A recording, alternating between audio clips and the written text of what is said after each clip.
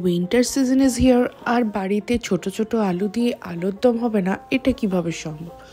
আজকের এপিসোডে আমরা দেখে নেব কিভাবে আমরা ছোট আলু দিয়ে আলুর দম বানাই।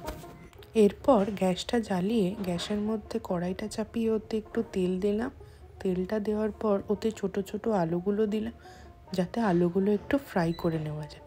আলুগুলো হালকা ফ্রাই করে নেওয়ার পরে আলুগুলোকে কড়াই থেকে উঠিয়ে রাখলাম। ভালোভাবে ভাজার পরে আলুগুলোকে একটা জায়গায় তুলে রাখলাম। তারপরে কড়াইতে শুকনো লঙ্কা একটা দিলাম, তারপরে অল্প জিরে দিলাম, তারপরে ওতে পেঁয়াজ কুচিগুলো দিয়ে দিলাম। পেঁয়াজটাকে একটু ভাজা ভাজা হতে দিলাম, মানে ওই লাল লাল করে একটু ভাজতে দিলাম। তারপর কড়াইয়ের মধ্যে আদা, রসুন, কাঁচা লঙ্কা এগুলোকে থেতো করে নিয়ে মশলাটাকে কড়াইয়ের মধ্যে জল দিয়ে একটু কষতে দিলাম। তারপর কড়াইয়ের মধ্যে রেগুলার মশলাগুলো যেমন জিরে গুঁড়ো, ধনে গুঁড়ো, লঙ্কা গুঁড়ো, হলুদ গুঁড়ো দিয়ে গরম জল দিয়ে মশলাটাকে একটু ফুটতে দিলাম। তারপর টমেটোগুলোকে কুচি কুচি করে কেটে কড়াইয়ে দিয়ে একটু নেড়ে ঢাকা দিয়ে দিলাম।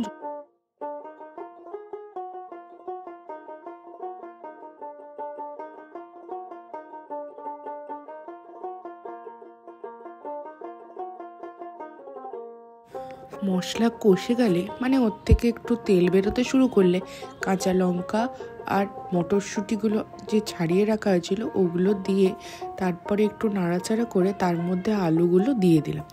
আলুগুলো দেওয়ার পরে একটু বেশ কিছুক্ষণ নেড়ে নিলাম।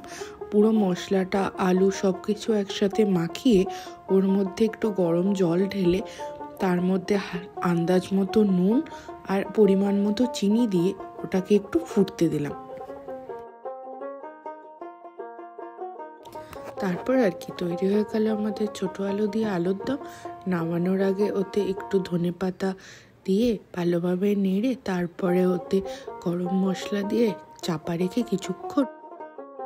শীতকালের রাতে পরোটা, রুটি, লুচি এসবের সাথে পরিবেশন করুন ছোট ছোট আলুর দম।